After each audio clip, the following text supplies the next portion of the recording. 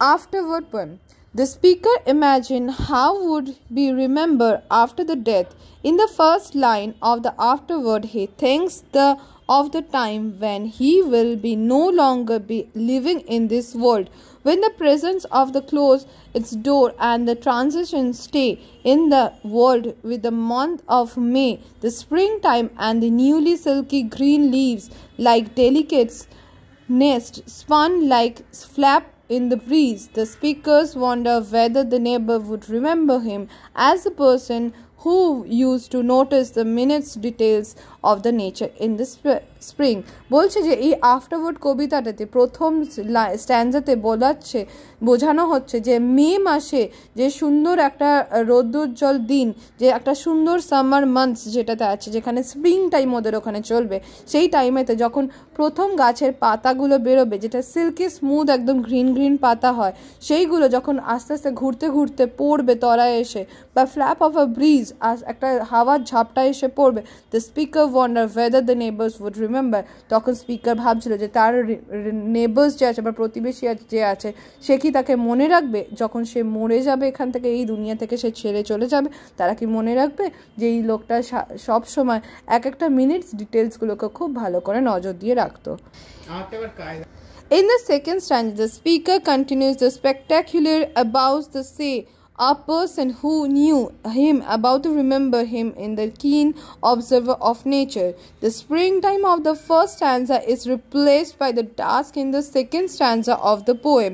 In the dusk, when the night hawk flies down to the land on a thorn bush, distorted by the container wind as silently as an eyelid blinks, the speaker thinks the case of looking the night hawk might remember the speaker as someone familiar with such flight. It in the first line, the second stanza refers to the first time the speaker's death.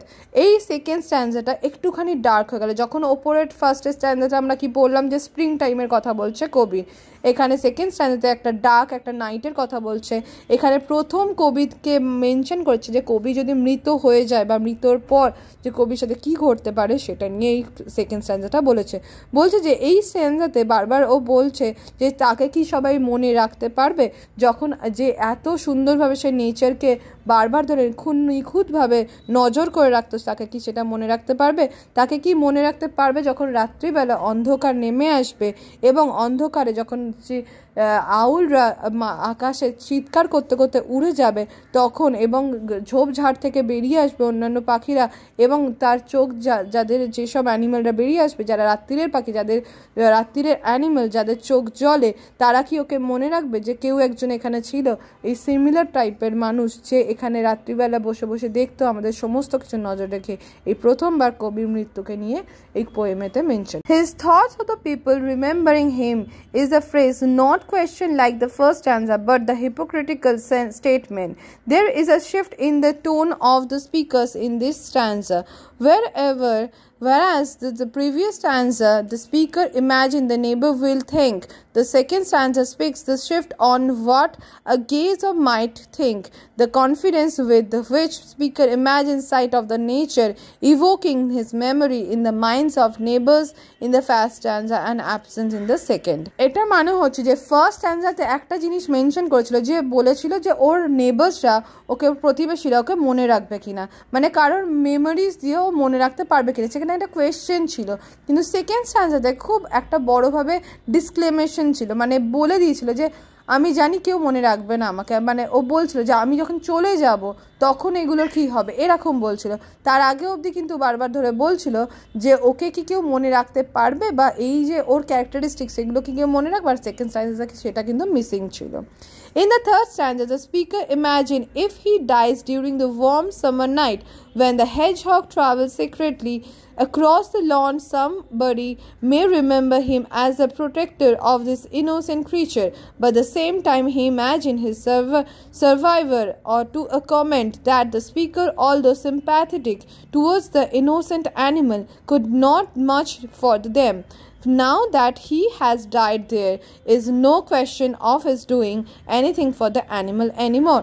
কিন্তু next যে third স্ট্যান্জার কথা বলছে, third স্ট্যান্জাতে বলছে যে সে যদি মারা যায় একটা ওয়ার্ম সামারেতে, মানে একটা খুব সুন্দর একটা গরমকালেতে মারা যায়। ওদের ওখানে গরমকাল খুব সুন্দর, কারণ হচ্ছে ওদের ওখানে সারা বছরই শীত থাকে, তাই গরমটা খুব আরামপ্রদ ওদের কাছে। তো বলছে যে ওরকম যদি কেউ মারা যায় তাহলে কি মনে রাখবে ওকে? সেই হেজহগরা যারা লুকিয়ে লুকিয়ে লন দিয়ে যাতায়াত করে, যাদেরকে লুকিয়ে কবি নিজে প্রোটেক্ট করে অন্য সময়তে, তারা কি ওকে মনে রাখবে যে ও এরকমভাবে যাতায়াত করতো বা ওরা ওকে প্রোটেক্ট করতো? তো তখনই বলছে যে এই ইনোসেন্ট অ্যানিমালরা কি ওকে মনে রাখবে, যারা অ্যাকচুয়ালি যাদেরকে কবি প্রোটেক্ট করতো এই গরমকালে। তো it is important to note that setting in which the speakers imagine his death in this three consecutive stanza. In this first stanza, the speaker refers to the death in the bright spring day. এখানে তিনটে স্ট্যান্জাতে কবি আলাদা আলাদাভাবে তার মৃত্যুকে দেখেছে। বলছে যে এই যে থার্ড স্ট্যান্জাতে তিনটে স্ট্যান্জাতে তিন রকমের করে তার মৃত্যুকে দেখেছে কবি এখানে, সেটার ব্যাপারেই বলছে। যে ফার্স্ট স্ট্যান্জাতে সে বলেছে তার রিমেম্বারিং কতটা থাকবে, সেকেন্ড স্ট্যান্জাতে তাকে বলেছে যে এই পৃথিবী তাকে মনে রাখবে কিনা, থার্ড স্ট্যান্জাতে সেই অবলা জীবরা তাকে মনে রাখবে কিনা যাদেরকে প্রোটেক্ট করতো, এইভাবে এখানে দেখিয়েছে। In the first two stanzas, his survival remember him as a keen observer of the nature. প্রথম দুটো স্ট্যান্জাতেই আমরা দেখতে পাবো যে ওকে বারবার ধরে নিজেকে মনে রাখাতে চেয়েছে যে ও একটা খুব ভালো করে নজর রাখে নেচারের প্রতি, মানে নেচারে কি হচ্ছে না হচ্ছে সেটা যে নজর রাখে সেইখানের ব্যাপারে। কিন্তু in the third স্ট্যান্জা he is remember as the negative light off someone who could do little for the animal living in the kingdom nature. বলছে থার্ড স্ট্যান্জাতে মেনশন করছে যে ও কীভাবে ছোটো ছোটো অ্যানিমালদের ওপর নজর রাখে বা কী করে ওদেরকে প্রোটেক্ট করে সেটার ওপর। This is the only stanza where the speakers remember his act, whereas in the previous two stanza he remember him as a loving observer of nature. একমাত্র এই লাস্ট স্ট্যান্জাতে মেনশন করেছে যে ও কি ভালো একটা মানুষ হিসেবে এই পৃথিবীতে মানুষ কাটাচ্ছে, একটা অবলা জীবদেরকে প্রোটেক্ট করছে। কিন্তু ফার্স্ট টু স্ট্যান্জাতে ও শুধু বলেছে যে নেচারকেও কীভাবে অবজার্ভ করেছে এই হিসেবে। The fourth স্ট্যান্জা of this poem again opens the if as is the constructed in the form of a question. Fourth যে স্ট্যান্জা সেটা স্টার্টই হচ্ছে ইফ দিয়ে, যেন মনে হচ্ছে কোনোভাবে একটা জিজ্ঞেস করেছে বা কিছু কবি জানাতে চেয়েছে এই পুরো স্ট্যান্জাতে। The speaker here imagines that his neighbours on the hearing of his death would stand at the door to watch the star lad in winter sky. সে ভাবছে, তখন ইম্যাজিন করছে যে যখন তার নেবার বা প্রতিবেশী জানতে পারবে যে তার মৃত্যু হয়েছে বা মৃত্যু ঘটে গেছে, সে হয়তো রাত্রির আকাশ একবার দেখার চেষ্টা করবে যে কী করে তারারা আস্তে আস্তে দিনের মধ্যে দিনের আকাশের সাথে মিলিয়ে যাচ্ছে এবং কী করে উইন্টার স্কাইতে তারাগুলো জ্বলজ্বল করছে। He wondered whether in this situation his neighbor would remember him as a person who used to admire the mysteries like the starry and wintry sky. বলছে এই সময় মনে করবে যে কিভাবে, তখন হয়তো ও জিজ্ঞেস করছে, হয়তো ওকে মনে করতে পারে বা নাও করতে পারে প্রতিবেশীরা যে আকাশ ভর্তি যখন তারা উইন্টার নাইটে দেখবে তখন কি একবারও ওর কথা মাথায় আসবে যে কীভাবে আমার প্রতিবেশী মানে যে মারা গেছে সে এই রাতটাকে এত সুন্দর চোখে দেখতো। In this stanza further the highlighted the speaker's relation to the nature's world. এই লাস্ট স্ট্যান্জা থেকে জানা যাচ্ছে যে স্পিকার মানে পোয়েট কীভাবে নেচারের সাথে সে সংযুক্ত নিজেকে করেছে। It is noticeable that the neighbour are not consecutively recall the speakers but the beauty of the starry night bring the memory of the speaker. এখানে বারবার ধরে কিন্তু কবি এটাও বলছে যে কবি এটা জানাচ্ছে যে নেচারকে দেখে কবির কথা মনে পড়বে, সেটাই যেন প্রতিবেশী হয়, নাকি প্রতিবেশী ওই ওকে মনে পড়বে দিয়ে নেচারকে মনে পড়বে। তাই নেচারকে দেখে যেহেতু কবিকে কথা মনে পড়বে, তাই বলছে যে কবি যে কতটা নেচারের সাথে যুক্ত এই পোয়েমে এই স্ট্যান্জা থেকে বোঝা যাচ্ছে। The speaker imagine his death in different situation in the different time of the day is stanza, but he always imagined his death in the place of surrounding by the beauty of nature. সে যখনই নিজের মৃত্যুকে বারবার ধরে কল্পনা করেছে ততবারই কিন্তু নেচারের সাথে সংযুক্ত করে কল্পনা করেছে, সে কিন্তু একবারও ভাবেনি যে নেচার ছাড়া তার কোনোভাবে মৃত্যু হয়েছে। The choice of words suggested in the setting of the poem to be the serene of the English countryside. এই যে এত সুন্দর একটা পোয়েমেতে এত সুন্দর একটা ওয়ার্ডগুলোকে চয়েস করেছে কবি, এটা থেকেই বোঝা যাচ্ছে যে কবি একটা কান্ট্রি সাইডে মানে ভিলেজের দিকে, বাইরের দেশের ভিলেজের দিকে ও নিজে থাকতো।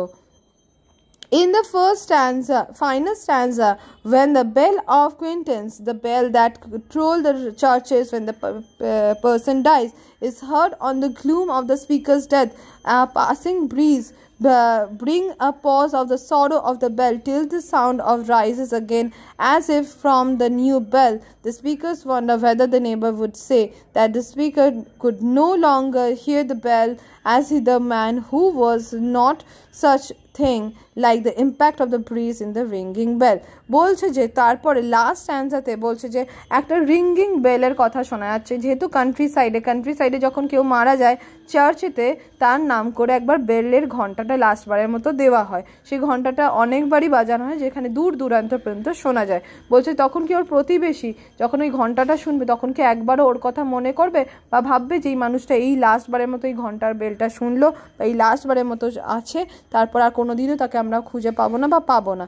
In this stanza the speaker does not use the if, এই স্ট্যান্সাতে স্পিকার কিন্তু বা পোয়েট কিন্তু একবারও ইফ ওয়ার্ডটা ইউজ করেনি, because the death is certain.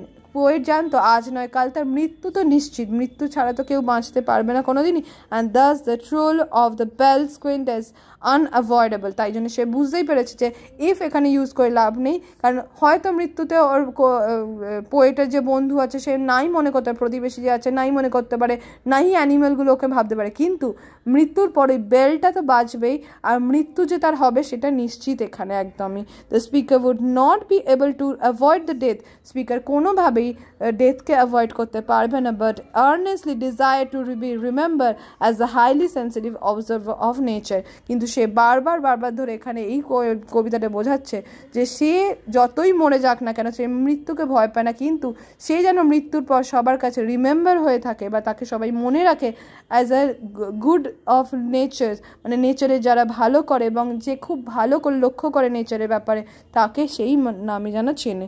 The poem in the speaker the meditates the how he would remember after the death of the surprising word like die, death, dead have never been used in the poem. আমরা যখন পুরো পোয়েমটা পড়লাম আমরা দেখতে পেলাম যে পুরো পোয়েমেতে কোথাও ডাই, ডেথ বা ডেথ রিলেটেড কোনো ওয়ার্ড একবারও কিন্তু পোয়েট ইউজ করেন, তার বদলে ইউজ করেছে সে যদি না থাকে সেই ওয়ার্ডটাকে বারবার ধরে এমফাসাইজ করেছে। Rather the speaker's to emphasis the describe of death, সে চারদিকে ডেসক্রাইব করেছে যে মৃত্যু হলে কি হয় বা মৃত্যুর পরে কি ঘটে সেটাকে করেছে, কিন্তু সে একবারও ডেথ বলে ওয়ার্ডটাকে করেনি। The word after word does not the familiarity of the death, rather the refers the death of the communication after the war. এই after